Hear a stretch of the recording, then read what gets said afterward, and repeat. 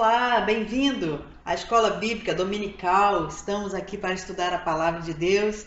Ter a sua companhia é muito bom, mesmo não lhe vendo, mas sabendo que você está aqui juntinho e nós vamos com a Bíblia aberta estudar a Palavra de Deus que nos abençoa, nos ensina, nos estimula a fé, nos acrescenta, né, no conhecimento da graça do nosso Senhor e Salvador Jesus Cristo. Nós estamos aqui na Primeira Igreja Batista do IPS, estamos estudando a revista Palavra e Vida, mais um trimestre, e agora estudando as cartas do apóstolo Paulo à Igreja de Corinto. Então são duas cartas, nós estamos meditando nela, e hoje na lição 6. Mas antes de começarmos, nós vamos orar, falar com o nosso Deus e Pai. Eu quero pedir que você feche seus olhos, mesmo onde você está, é claro. Se você está aí separado só para esse tempo, né? Se você pode fazer isso, nós vamos falar com Deus. Pai, nós te agradecemos, ó Deus, por tua presença, porque o Senhor nos concede o privilégio de ter e poder estudar e meditar na tua palavra.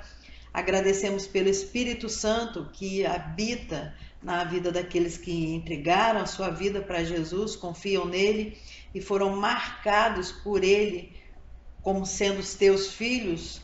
Obrigado porque o Senhor fez isso nas nossas vidas. E agora, Pai, nos ensina a tua palavra, Senhor.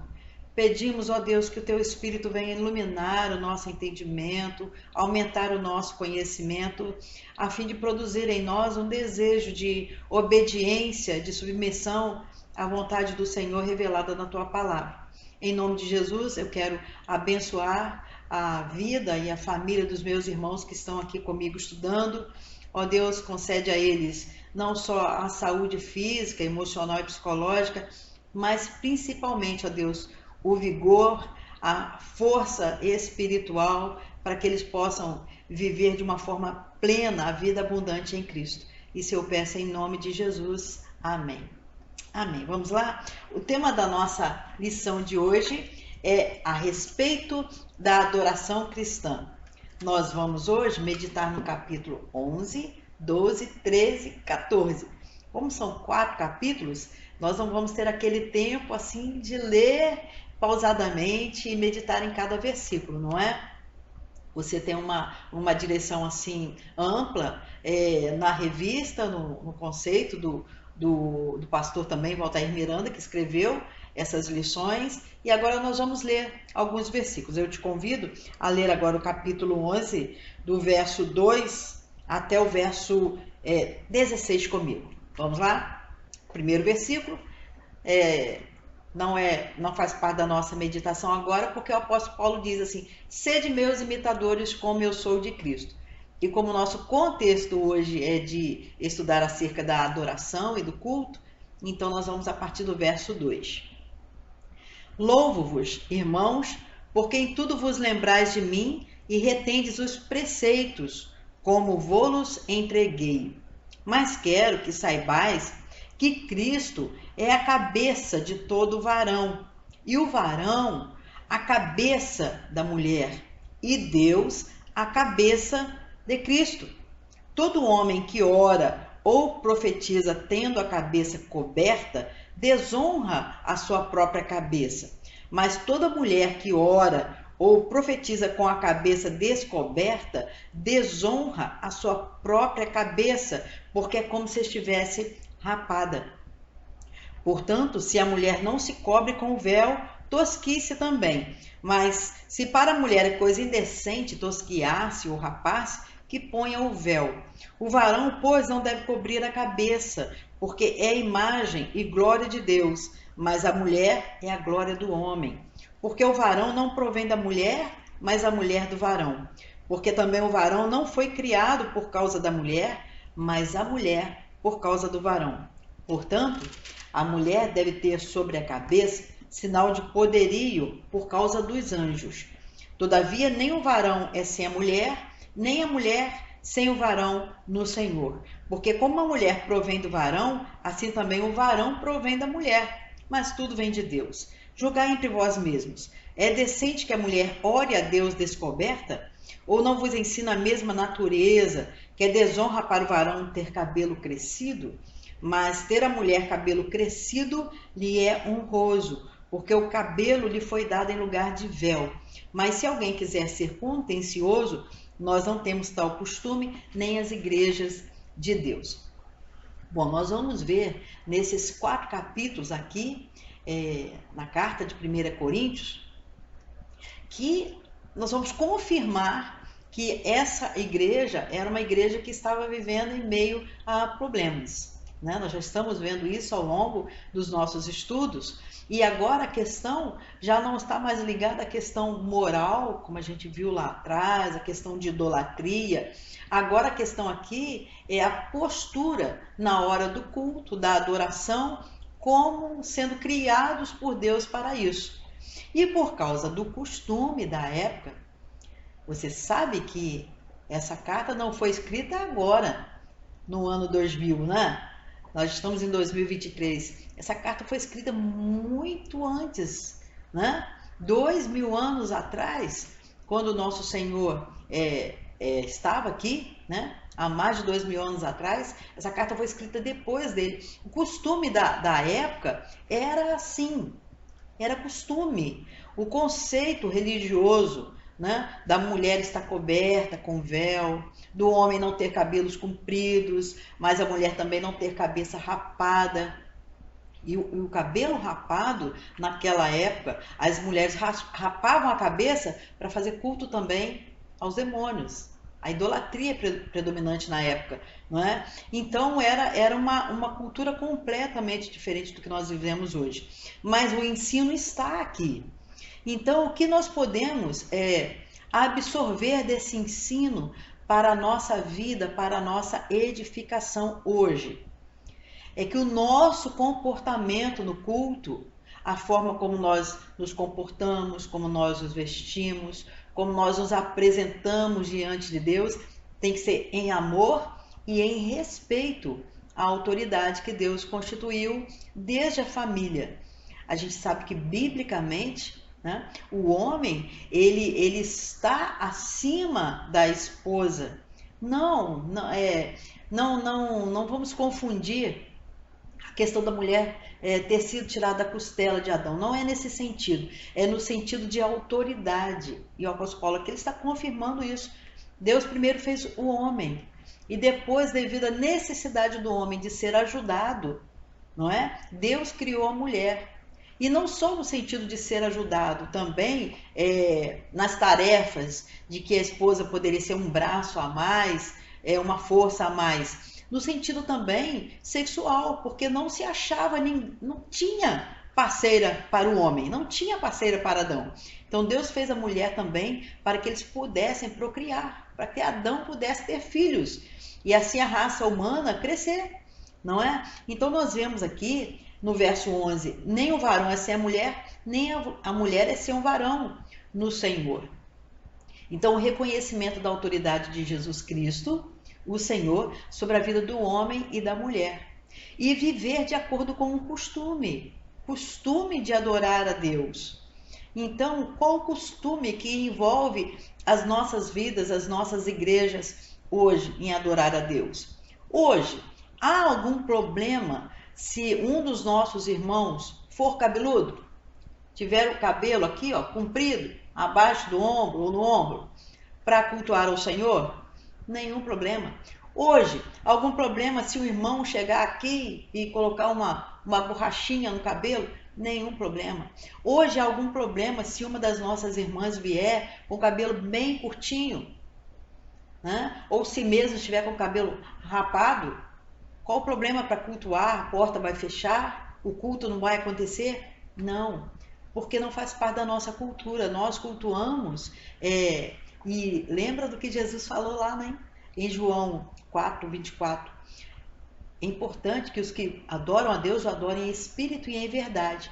Mas aqui, nesse contexto, amados, como estava sendo uma carta de direcionamento, de arrumação, também os costumes estavam sendo orientados aqui, de que a igreja do Senhor tinha costumes diferentes das igrejas idólatras, do povo idólatra, dos templos de idolatria. O templo do Senhor era organizado, e nós vamos ver isso em todo o contexto aqui. O apóstolo Paulo ensinando. Então, o que quer dizer aqui, olha, que ele diz assim, todo homem que ora ou profetiza tendo a cabeça coberta, desonra a sua própria cabeça. Olha a questão da profecia. Tá vendo? Naquele tempo, ler a palavra de Deus, falar das coisas de Deus também. Então, o homem, ele falava como ele estava, né? Cabelo lá do jeito que era, curto, e se apresentava diante do Senhor, barbado, né? O costume deles era aquela barba comprida, né? Longa, e era assim. Mas a mulher que ora ou profetiza com a cabeça descoberta, desonra a sua própria cabeça, porque é como se estivesse rapado. Então, era questão de costume. E daí a gente percebe ainda hoje muitos conflitos, até mesmo na nossa nação, em outras nações, por causa do ensino dessa palavra, porque não se leva em consideração a cultura do lugar, o tempo que já passou, a forma como se vive, como se adora o Senhor e como as igrejas atualmente são estabelecidas, não é? Aqui das primeiras fundações das igrejas. Jesus instituiu a sua igreja e agora estava vendo trazendo a igreja não mais no sentido de serem só judeus. Agora o evangelho aberto a toda criatura, pessoas de diferentes nações. Antes era uma nação só a nação judaica, não é?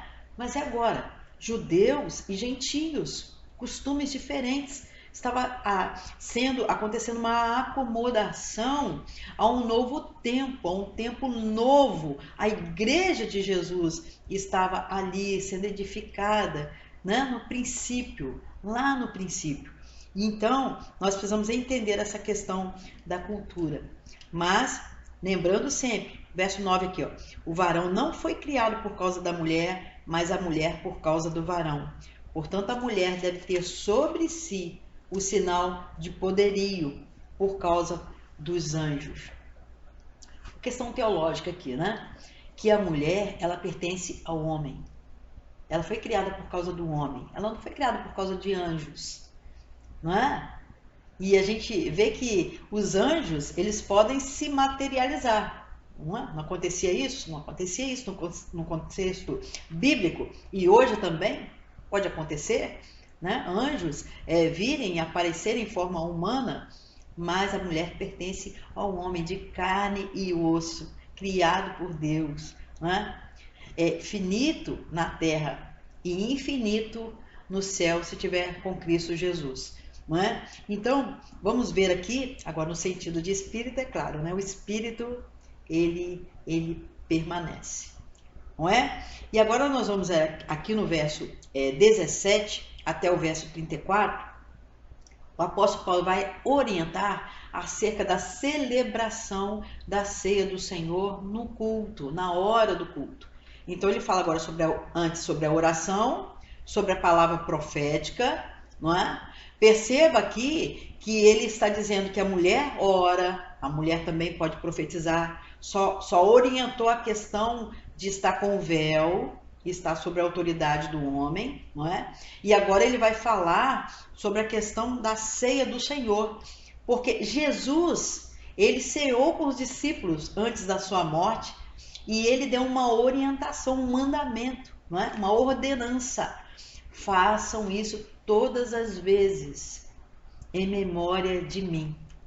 Todas as vezes que estiverem juntos, celebrem a ceia em memória de mim. Então o apóstolo Paulo agora vai dar essa orientação. Vamos ler? Nisto, porém, que vou dizer-vos, não vos louvo. Então aqui no capítulo 11 que nós lemos, no verso 2 ele diz, louvo-vos. Louvo-vos, porque vocês estão lembrando do que eu ensino e guardando os preceitos. Agora aqui ele vai dizer, nisto não louvo. Não admiro, não estou dizendo que concordo, eu não louvo, né? Nisto, porém, que vou dizer-vos, não vos louvo, porque vos ajuntais não para melhor, senão para pior. Ai, vamos pensar aqui um pouquinho. Já pensou você vir à casa do Senhor com a sua família, com os irmãos em Cristo, com a família espiritual, a família eterna, e nesse ambiente de culto, o que acontece ser para o pior, não ser para o seu bem, acontecer para o pior? E vamos procurar entender isso? Verso 18. Por quê? Antes de tudo, ouço que quando vos ajuntais na igreja, há entre vós dissensões, e em parte eu creio. O que é dissensão, meu irmão, minha irmã? O que é dissensão? Cada um pensa de um jeito e tem o seu próprio grupo. Cada um pensa do seu próprio jeito, não concordando com o outro. Então há dissensões. Há palavras de não aceitação para o outro, da forma de pensar do outro, da forma de agir. Dissensões quer dizer não há concordância, há brigas, né? É possível até que ofensas no meio das dissensões. Momentos de discórdia. Dissensões são momentos de discórdia na família de Deus na hora do culto ou na hora do ajuntamento, não é? E ele diz aqui, até importa que haja entre vós heresias, para que os que são sinceros se manifestem entre vós. Então, heresias é aquilo que torce o ensino da palavra de Deus. E o apóstolo Paulo está dizendo assim, pode acontecer no meio de vocês e até importa isso acontecer, que vocês ouçam heresias, e aí vocês vão saber quem permanece na palavra de Deus e quem não permanece. A questão da heresia, né? Para que os sinceros se manifestem entre vós. De sorte que quando vos ajuntais num lugar, não é para comer a ceia do Senhor. Quando vocês se ajuntam num lugar, não é para trazer à memória o sacrifício de Jesus na cruz. Não é para trazer à memória que Jesus morreu na cruz para que sejamos para que sejamos unidos, para que os nossos pecados sejam confessados, venham a ser perdoados por Ele, não é? Então ele diz, não é para comer a ceia do Senhor. Vocês não estão valorizando a comunhão, porque na ceia do Senhor, o pão significa o corpo. Cristo é o cabeça, nós somos membros desse corpo. E o vinho significa o sangue, o pacto, a aliança. Aliança, o que é aliança? Aliança é concordar de estar juntos, apesar de, não é? Porque comendo, cada um toma antecipadamente a sua própria ceia. Ou seja, me dá a minha parte aí, não tem nada a ver com você. Qual é a minha parte? Qual é a minha parte? Qual é o meu direito no pão e no cálice? Cada um toma a sua própria ceia. Ou então aquele que traz de casa o seu próprio pão, né? O seu próprio suco, o seu próprio vinho. Não, eu trouxe, é meu. Eu vou tomar, é para mim. Não é? Nós não temos esse costume na igreja a que fazemos parte hoje, não é? Mas aqui era diferente. Estava sendo alinhado. Não é? Porque cada um comendo toma antecipadamente a sua própria ceia. E assim, um tem fome e o outro embriaga, assim. Um tem fome porque não sobrou pão para o outro, né? Cada um comeu o seu sem se importar com o outro, deixou o outro com fome, porque eles iam para lá para comer juntos. Então, passavam um tempo juntos sem se alimentar. A hora da ceia, a hora da refeição, né? E o outro se embriaga, quer dizer, não está trazendo à memória o sacrifício de Jesus. Está bebendo vinho sem controle, sem nenhum, como diz o último, né? O último componente do fruto do Espírito, sem um domínio próprio. Então começou a beber e bebendo foi sem se conter. E ele vai dizer, não tendes porventura casas para comer e para beber? Ou desprezais a igreja de Deus e envergonhais os que nada têm? Que vos direi? Louvar-vos-ei? Nisso não vos louvo. Porque pode ser que a combinação, né, o trato entre eles, de cada um levar uma parte, né, para a ceia. levar o pão, levar o suco de uva. E aí quem não tinha, não podia levar, porque não tinha. E aí ele fala aqui, vocês envergonham a igreja de Deus, né? E aí ele vai alertar e trazer à memória deles o que foi que o Senhor Jesus disse. E ele vai dizer aqui, eu recebi do Senhor o que vos ensinei.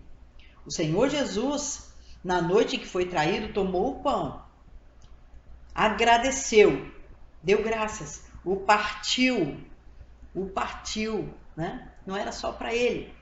E disse, tomai, comei, isso é o meu corpo que é partido por vós, façam isso em memória de mim. Ou seja, quando nós estamos participando da ceia do Senhor no ato do culto, né, nós estamos participando uns com os outros. O corpo de Cristo, esse corpo de Cristo que foi partido por nós, para que nós sejamos um. Então, o fazer parte da ceia, sempre lembrando que o meu irmão está participando comigo. O apóstolo Paulo vai fazer isso e vai trazer a memória também, no verso 25, semelhantemente, depois de cear, de comer o pão, ele tomou o cálice, dizendo, esse cálice é o novo testamento no meu sangue. Fazei isto todas as vezes que beberdes, em memória de mim. Então, se nós vamos participar, tomando o cálice, né, na ceia do Senhor, lembrando do Senhor, do sacrifício do Senhor, como fazer sem ter controle, sem ter domínio próprio, sem estar completamente unido em Cristo nesse instante e também ao irmão? Porque Cristo não morreu só por mim ou só por você. Ele morreu pela igreja, para que todos sejamos um, assim como ele e o Pai são um. Então isso, para nós, já não deveria ser mais um mistério, e sim uma realidade, importar um com o outro, né? Então o apóstolo Paulo aqui está dando orientações nesse sentido.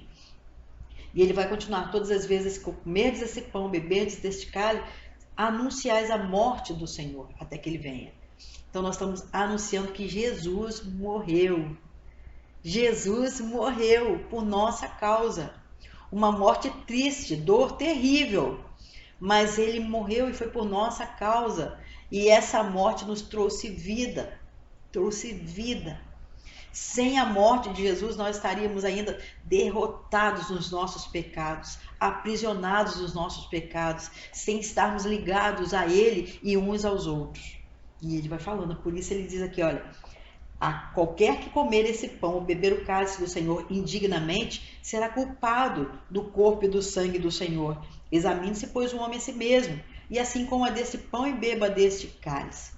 Percebe aqui que quando ele fala assim, examine-se o homem, pois, a si mesmo, ele está se dirigindo ao homem, mas sabendo que a mulher também estava fazendo parte desse culto. Mas o apóstolo Paulo ele deixa muito marcado a posição do homem, né, diante da sua esposa, diante da mulher, de autoridade, e essa submissão em Cristo, a responsabilidade que o homem tem também de ser referência na igreja. O homem é referência na igreja para a sua esposa, para a sua geração, não é? E aí ele vai ensinar isso. E um alerta que ele diz, por causa disso há entre vós muitos fracos e doentes, muitos que dormem.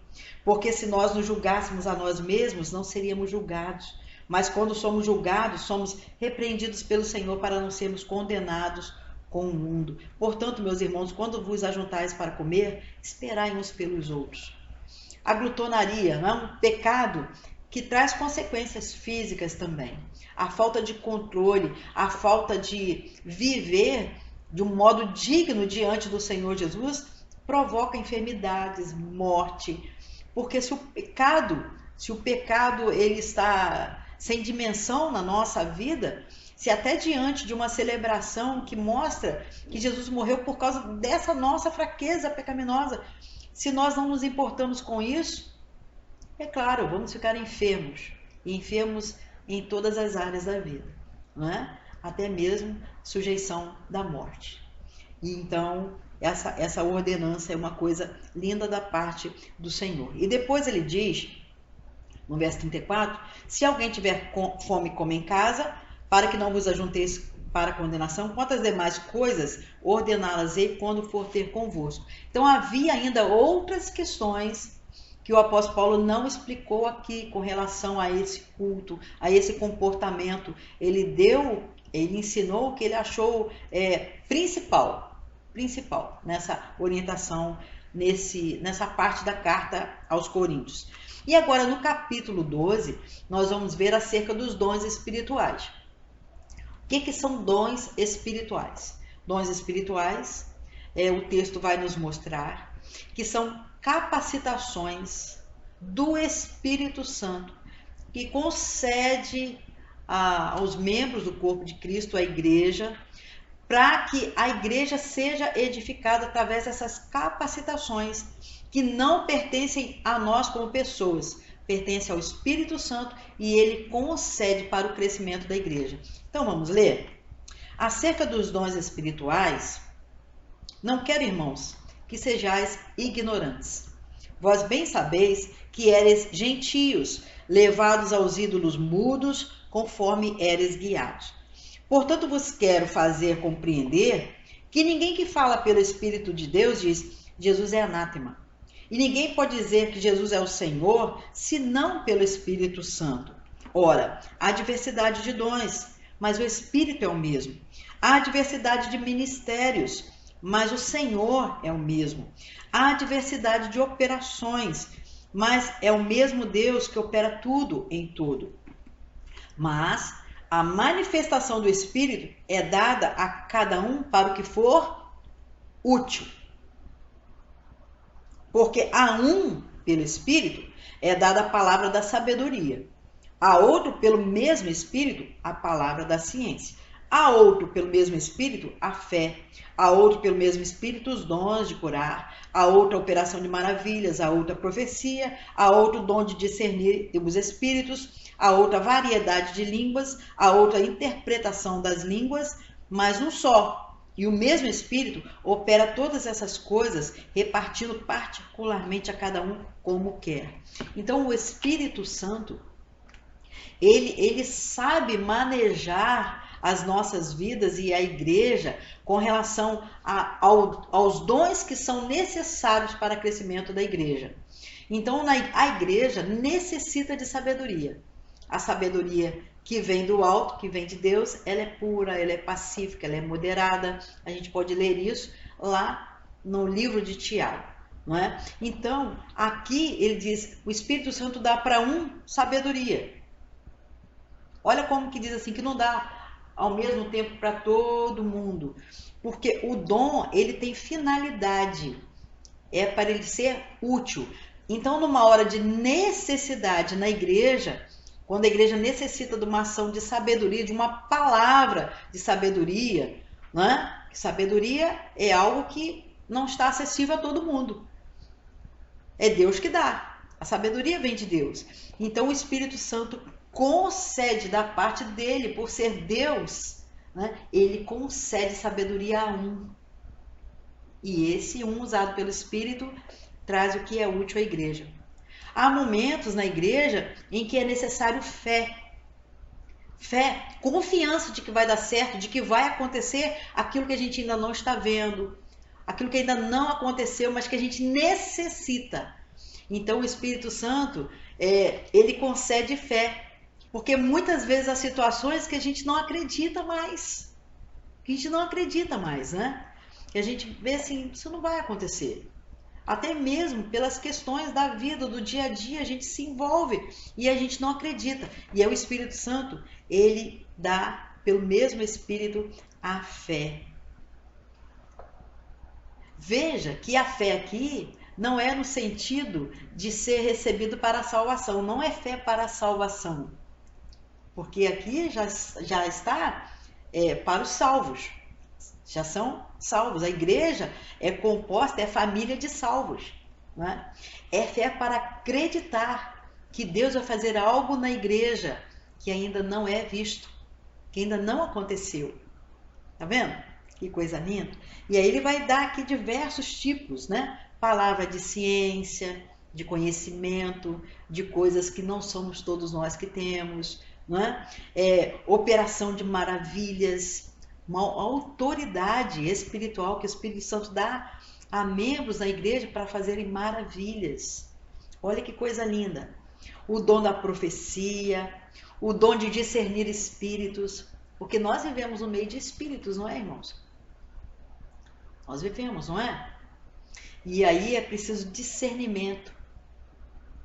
Por quem esse irmão está sendo influenciado? Que tipo de espírito está influenciando esse irmão? É o Espírito Santo ou é outro tipo de espírito? Então, discernir espíritos. E o Espírito Santo, ele capacita para isso. A variedade de línguas. Olha só, são todos na igreja que falam diversas línguas? Que conseguem conversar com todo mundo? Na igreja mesmo, na igreja onde eu faço parte, são todos que conseguem falar com os surdos? Há pessoas que estão sendo capacitadas pelo Espírito Santo para isso. E há pessoas até que desejavam isso e não conseguem, porque são dons que Deus dá, que o Espírito Santo dá. Ele capacita, não é? Ele vai repartindo a cada um conforme ele quer. E assim a igreja, ela é completa. Observe aqui que o apóstolo Paulo está dizendo que todo salvo, ele é capacitado pelo Espírito Santo. Tem pelo menos um dom, né? Porque ele faz parte da igreja, ele precisa ser útil.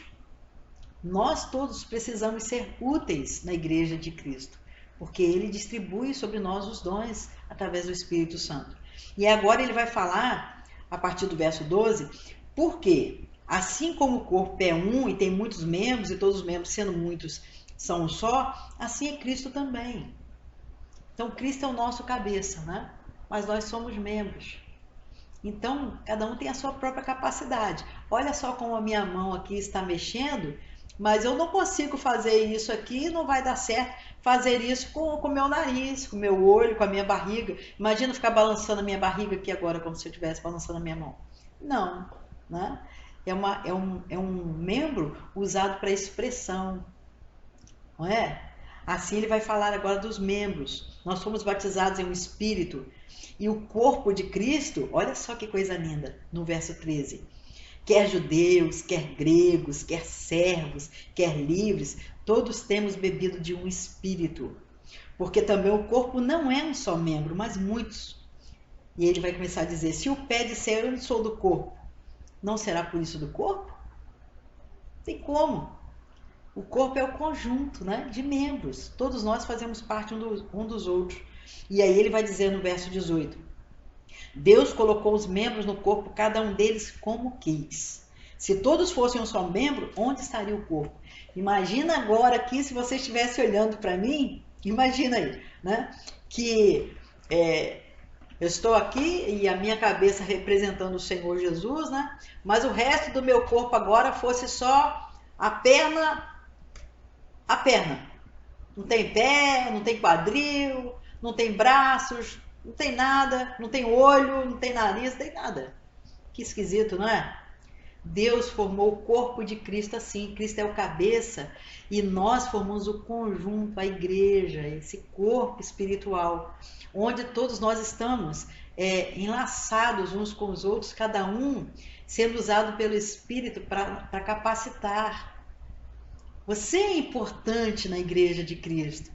Você tem um dom ou vários dons dados pelo Espírito Santo para produzir na minha vida, na vida dos nossos irmãos, algo útil, que agrade a Deus, que torne o corpo em movimento, a fim de que a vida de Cristo seja levada a todos, independente do que nós somos. Olha como que aqui ele não está falando de religiões, ele está falando de povos e de condição, no verso 13. Judeus, gregos, servos, livres. Tá vendo? Então você faz parte disso. E eu também faço parte disso, né? E aí ele vai dizer que nós não podemos dizer para o outro, eu não preciso de você. Então, no verso 26, a gente está adiantando um pouquinho, né? No verso 26, de maneira que se um membro padece, todos os membros padecem com ele. E se um membro é honrado, todos os membros se regozijam com ele. É verdade, meu irmão. É verdade. Qualquer coisa que acontece no corpo que fere a minha vida, que fere a sua vida, ou que honra a minha vida, ou que honra a sua vida, traz honra a todo o corpo. E isso não é só na igreja onde nós fazemos parte, numa igreja local. Isso é no mundo inteiro. Quando nós honramos uns aos outros, como igreja, como salvos, né? Então os nossos irmãos que estão sofrendo hoje ataques, né? Em todos os cantos, né? Cristãos sendo perseguidos, isso nós sofremos por eles. Mas também quando cristãos são honrados, toda a igreja está sendo honrada, Cristo está sendo honrado, porque nós fazemos parte uns dos outros. E agora no verso 28 ele vai dizer: a uns pôs Deus na igreja, primeiramente apóstolos, segundo lugar profetas, terceiro doutores, depois milagres, depois dons de curar, socorros, governos, variedades de língua. Porventura são todos apóstolos, são todos profetas, são todos doutores, são todos operadores de milagres, têm todos dom de curar, falam todos diversas línguas, interpretam todos. Portanto, procurai com zelo os melhores dons, e eu vos mostrarei um caminho ainda mais excelente. Quero dizer para você também que essa questão cultural que nós estamos vivendo no nosso país também, a questão dos dons, alguns dons para os homens, para as mulheres não, alguns dons para as mulheres, para os homens não. No corpo de Cristo não é assim, não é assim. Ele não está falando aqui de gênero, de sexo, ele está falando de corpo, homem, mulher, crianças, salvos, judeus, gentios, servos, livres. Não está separando. Ele está dizendo aqui que se tem alguma dúvida acerca disso, olha como que fecha esse capítulo 12. Se tem alguma dúvida, né? Procurai com zelo os melhores dons, e eu vos mostrarei um caminho ainda mais excelente, o caminho do amor, né? E esse texto tão lindo, conhecido em todo mundo, né? O capítulo 13, a suprema excelência do amor. Ele vai mostrar isso, que cada um de nós e todos nós, e ele fala dele mesmo, ainda que eu falasse a língua dos anjos e dos homens e não tivesse amor, que vai adiantar. E ele vai discorrer esse capítulo lindo. Ainda que tivesse o dom de profecia e conhecesse todos os mistérios, toda a ciência, tivesse toda a fé, de maneira tal que transportasse os montes e não tivesse amor, nada seria. E ainda que distribuísse toda a minha fortuna para o sustento dos pobres, e ainda que entregasse o meu corpo para ser queimado e não tivesse amor, nada disso me aproveitaria. O amor é sofredor, é benigno, o amor não é invejoso, o amor não trata com leviandade, não se ensoberbece, não se importa com indecência, não busca os seus interesses, não se irrita, não suspeita mal, não folga com a justiça, mas folga com a verdade. Tudo sofre, tudo crê, tudo espera, tudo suporta. O amor nunca falha. Mas havendo profecias serão aniquiladas, havendo línguas cessarão, havendo ciência desaparecerá, porque em parte conhecemos e em parte profetizamos. Mas quando vier o que é perfeito, então o que é em parte será aniquilado. Quando eu era menino, falava como menino, sentia como menino, discorria como menino. Mas logo que cheguei a ser homem, acabei com as coisas de menino. Porque agora vemos por espelho, em enigma, mas então veremos face a face.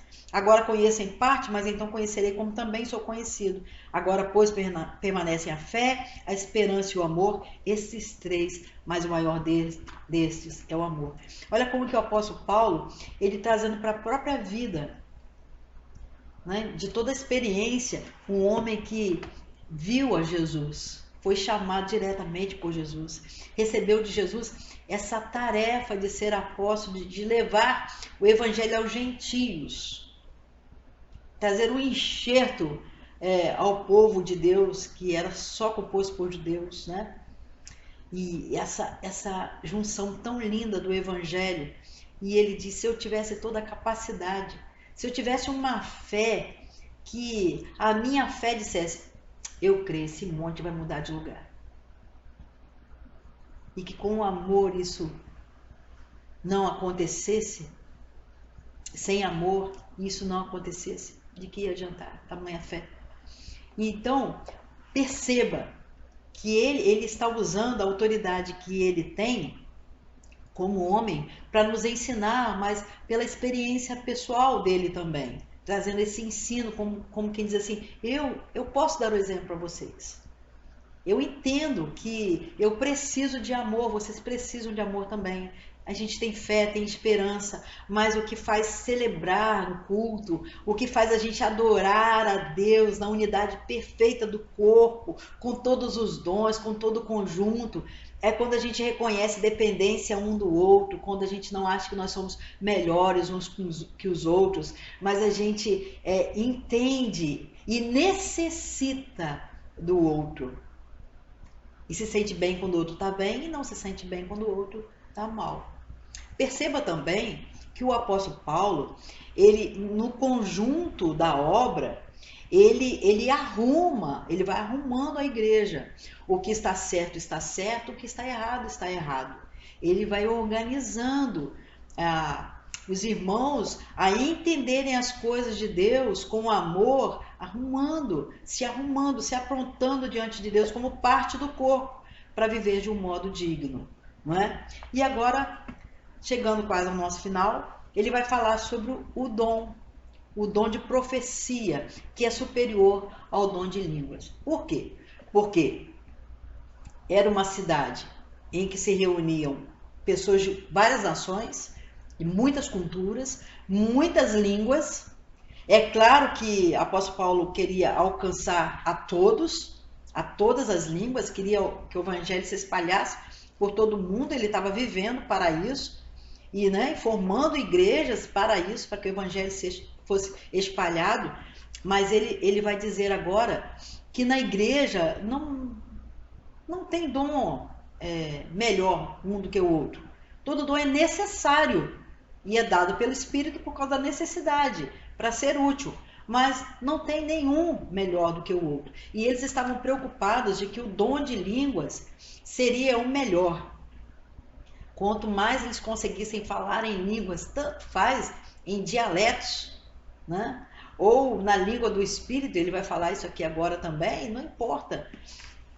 O que importa é que o Evangelho fosse pregado, que as coisas que Deus trouxe ao mundo fossem reveladas, que a profecia fosse anunciada. Jesus veio ao mundo, a profecia se realizou, se concretizou. E agora a profecia da volta dele também vai se concretizar. É preciso ganhar almas, que a igreja seja completada, não é? E viva de acordo com a vontade de Deus. Então ele vai dizer isso. Seguir o amor, capítulo 14, Bíblia aberta, leia comigo. Seguir o amor e procurar com zelo os dons espirituais, mas principalmente o de profetizar. Porque o que fala língua estranha não fala aos homens, senão a Deus, porque ninguém o entende, e em espírito fala mistérios. Mas o que profetiza fala aos homens para edificação, exortação e consolação. O que fala língua estranha edifica-se a si mesmo, mas o que profetiza edifica a igreja. Eu quero que todos vós faleis línguas estranhas, mas muito mais que profetizeis. Porque o que profetiza é maior do que o que fala línguas estranhas, a não ser que também interprete para que a igreja receba edificação. Bom, nós sabemos que o dom de línguas ainda traz para nós questões, questionamentos de religiões diferentes, de denominações diferentes. Pensa comigo, o apóstolo Paulo está certo, o que importa é o amor, E o que adianta a gente falar alguma coisa que o outro não entenda, se nós estamos vivendo como igreja, quando nós nos reunimos, é para edificar um ao outro. Olha só, meu irmão, se você não você que não tem condição de vir à igreja por causa de uma enfermidade ou alguma coisa assim, mas se você pode estar no meio da igreja, mas se você já é aquele irmão que acha assim, Consigo fazer tudo através do culto online, da EBD online. Olha só, estou sendo edificado, estou aprendendo. Está compartilhando isso como igreja com quem? Com quem? Qual a hora da sua vida em que você está nesse ato de culto, sendo usado pelo Espírito Santo com os seus dons, com as suas capacidades vindas do Espírito Santo para edificar quem está do seu lado, quem está junto, quem está fazendo alguma tarefa para o Senhor. Tá vendo como que o amor é que move a gente para ser igreja?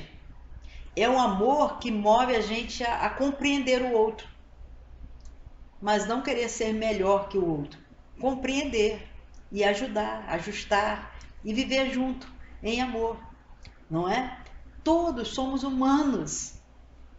A gente não vive agora, acabou a carne, está só o espírito invisível aqui. Não somos assim. Nós estamos aqui ainda nessa terra, vivendo com a carne e com o espírito. Então nós precisamos uns dos outros e compreender essas coisas. E ele vai dizer, no verso 6, e agora, irmãos, se eu for ter com vocês falando línguas estranhas. O apóstolo Paulo ia chegar na igreja de Corinto e falar línguas estranhas. E ele diz, se eu vos não falasse por meio da revelação, ou da ciência, ou da profecia, ou da doutrina, da mesma sorte, se as coisas inanimadas que fazem som, seja flauta, cítara, não formarem sons distintos, como se conhecerá o que se toca com a flauta ou com a cítara? Porque se a trombeta der sonido incerto, quem se preparará para a batalha? Ou seja, a gente tem que compreender o que o outro está fazendo, o que o outro está falando. A língua estranha, a gente não compreende o que o outro está falando. É língua estranha. Não é? A pessoa está sendo edificada, ela sabe. Na mente dela, no espírito, ela sabe o que está acontecendo. Ela está ali ligada pelo espírito. Ela está sendo edificada. Mas e o outro? Por isso que ele diz, a não ser que fale e interprete. Olha, o que eu estou falando quer dizer isso, isso e isso. Não é? Ou que haja intérprete. Ou que alguém que conhece aquela língua diga o que está falando é isso. Por isso nós temos intérpretes. Não é? Então, ele vai dizer que no versículo 10, há, por exemplo, tanta espécie de vozes no mundo e nenhuma delas é sem significação. Há tantas vozes no mundo, nenhuma delas é sem significado. Qualquer criança, se ouvir o latido do cachorro, sabe que é latido de cachorro, não vai falar que é um cavalo que está fazendo aquele som. Até a criança já sabe, porque os sons, a gente já sabe. Qualquer pessoa sabe a diferença do barulho do trovão para o barulho das ondas do mar. Qualquer pessoa sabe a diferença de um miado para um canto de um passarinho. Não é? As línguas, elas têm significado. E aí no verso 12, assim também vós, como desejais dons espirituais, procurais sobejar neles para edificar a igreja. Se você quer dons espirituais, peça ao Espírito Santo. Tenha muitos. Some, acrescente. Deixa ser usado pelo Espírito Santo em tantas áreas quanto forem necessárias. Mas para edificar a igreja, não é para você mesmo, não é para mim mesma. Não é para individualidade de ninguém, é para a igreja. Porque o que fala em língua estranha, ore para que possa interpretar. Porque se eu orar em língua estranha, o meu espírito ora bem, mas o meu entendimento fica sem fruto. Olha como que ele está dizendo aqui, que até as pessoas que falam línguas estranhas, né? O Espírito Santo capacitar a falar uma língua estranha. Se a pessoa não entendeu o que está falando, adiantou o quê? Adiantou o quê? É ensino bíblico, irmãos. É ensino da palavra. Então, ele diz, que farei, pois?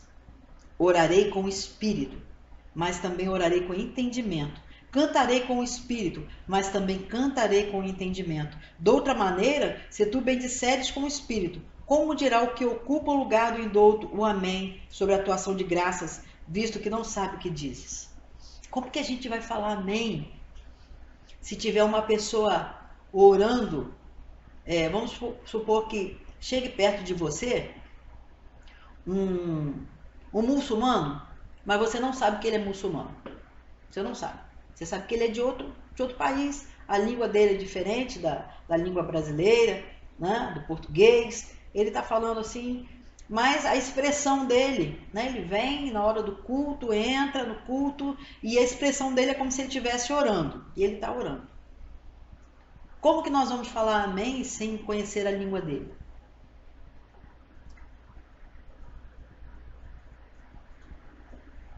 E se ele não for um servo de Deus e estiver ali como um homem-bomba?